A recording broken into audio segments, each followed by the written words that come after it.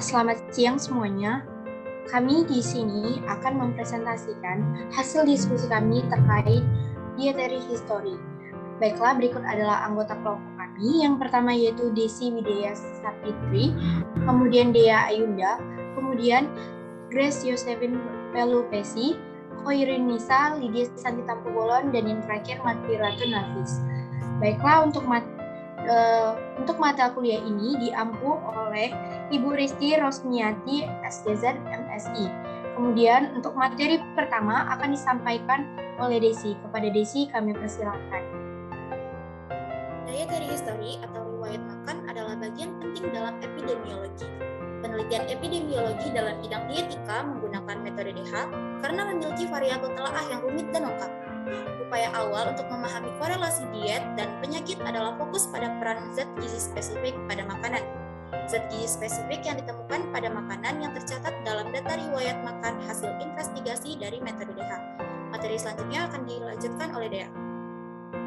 Metode DH 1. Metode DH adalah metode penilaian konsumsi makanan yang didasarkan pada riwayat makan dalam bentuk frekuensi makanan dan porsi makan.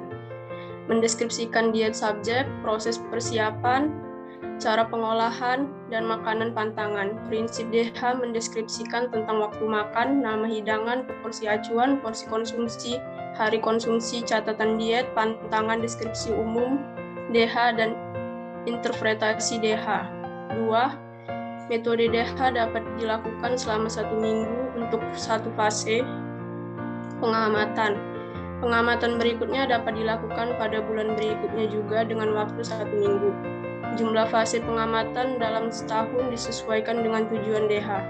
Porsi yang ditulis dalam formulir DH adalah dibedakan menjadi 3 tingkatan, yaitu porsi kecil, porsi sedang, dan porsi besar.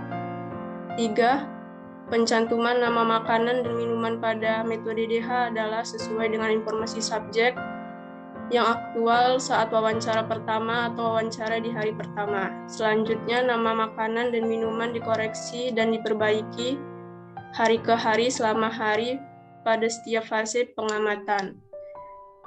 Materi selanjutnya akan disampaikan oleh Grace Josephine. Yang keempat, porsi acuan adalah porsi yang paling sering digunakan pasien saat makan makanan tertentu. Setiap makanan memiliki porsi acuan yang dapat berbeda atau sama antar subjek dalam satu survei.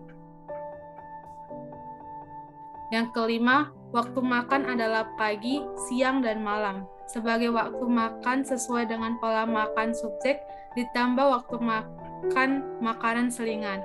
Waktu makan untuk makanan yang bertepatan dengan acara sosial kemasyarakatan adalah juga ditulis sesuai urutan waktu makan dalam sehari.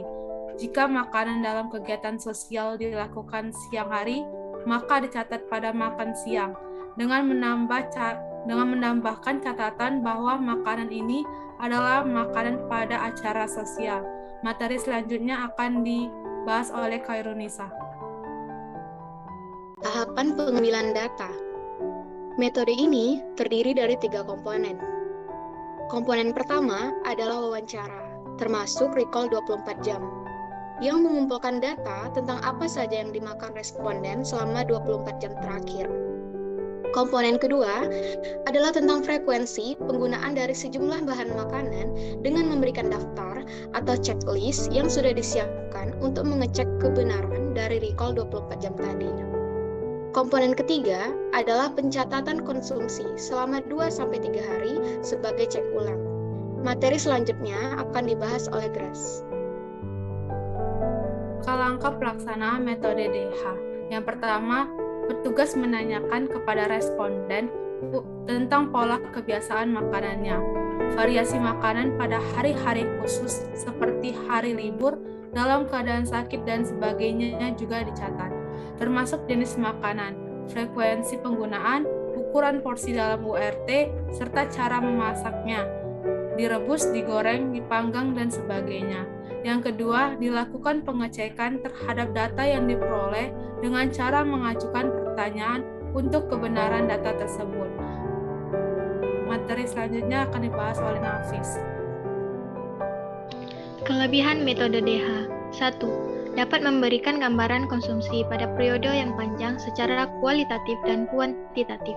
Yang kedua, biaya relatif murah. Yang ketiga, dapat digunakan di klinik gizi untuk membantu mengatasi masalah kesehatan yang berhubungan dengan diet pasien.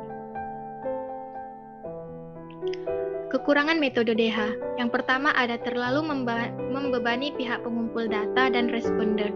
Yang kedua, sangat sensitif dan membutuhkan pengumpul data yang sangat terlatih. 3. Tidak cocok dipakai untuk survei-survei besar. 4. Data yang dikumpulkan hanya berupa kualitatif. 5. Biasanya hanya difokuskan pada makanan khusus, sedangkan variasi makanan sehari-hari tidak diketahui. Materi selanjutnya akan disampaikan oleh Lydia.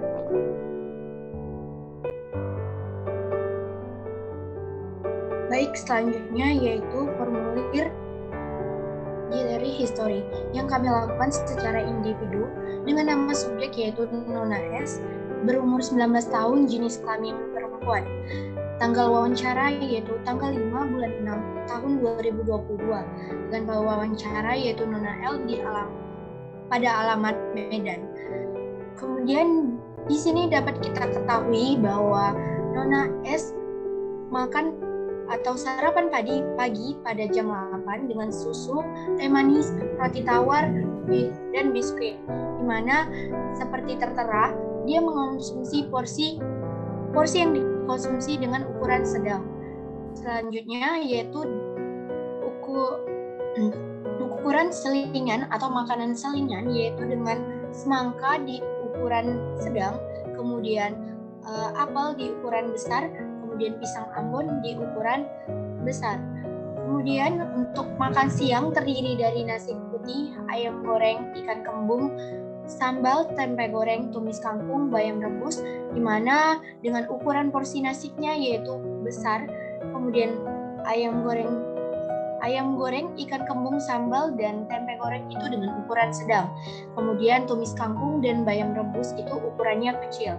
Kemudian di sini selingan sore yaitu pada pukul jam 3 sore ada pisang goreng, bubur kacang hijau, dan mie goreng di mana semuanya itu berukuran sedang. Kemudian pada makan malam yaitu nasi putih berukuran sedang, kemudian mie rebus ukurannya kecil, kemudian telur dadar, tahu sambal, dan tempe goreng dengan porsi ukuran sedang, sedangkan dengan tumis buncis dan sayur daun singkong rebus yaitu dengan ukuran kecil. Nona S tidak ada melakukan riwayat diet dan tidak ada melakukan diet rendah. Kemudian tidak ada makanan pantangan. Kemudian selama 3 hari belakangan ini Nona S tidak ada melakukan makan bersama, baik itu bersama keluarga, rekan kerja, atau teman, bahkan makan bersama dalam pesta ataupun acara sosial. Selanjutnya, berdasarkan hasil formulir dietary history di atas dapat diketahui bahwa Nona S memiliki riwayat makan selama 3 hari dengan hasil sebagai berikut. Yang pertama, sarapan pagi dengan porsi sedang itu dilakukannya selama 3 hari. Sarapan pagi memakai sumber protein hewani yaitu susu dengan porsi sedang dengan ukuran 200 ml itu dilakukan 2 hari selama 3 hari pengamatan. Sarapan pagi dengan konsumsi roti tawar dengan ukuran 70 gram itu dilakukan 2 kali dalam 3 hari pengamatan. Kemudian makanan selingan pagi Nona S pada umumnya buah secara berselang-seling setiap hari yaitu semangka, apel, dan pisang Ambon. Yang ketiga yaitu makan siang Nona S adalah makanan pokok yang terdiri dari nasi dengan porsi lebih besar dari 100 gram setiap harinya. Lauk hewani adalah ayam goreng dengan porsi sedang, dikonsumsi 2 kali dalam 3 hari pengamatan. Ikan kembung sambal sedang dikonsumsi 1 kali dalam 3 hari. Lauk nabati adalah tempe goreng dengan porsi sedang dikonsumsi 1 kali dalam 3 hari. Sayur kangkung dikonsumsi 2 kali dalam 3 hari dengan ukuran porsi kecil, sedangkan sayur bayam rebus dengan porsi kecil dikonsumsi 1 kali. Makanan selingan sore Nona S dengan ukuran porsi sedang bervariasi, mulai dari pisang goreng, bubur kacang hijau, dan mie goreng.